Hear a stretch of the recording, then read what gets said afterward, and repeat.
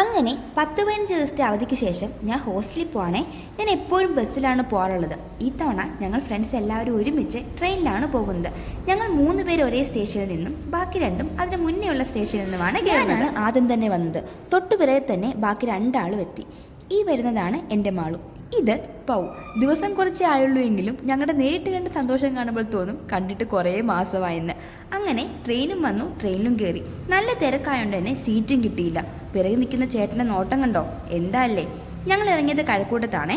അവിടെ നിന്ന് ബാക്കി 2 പേരെയും കിട്ടി. ഒറ്റ മൈൻഡ് ക്യാമ്പസ് വരെ നടന്നാലോ എന്ന് ഞങ്ങൾ ആലോചിച്ചെങ്കിലും നടന്നില്ല.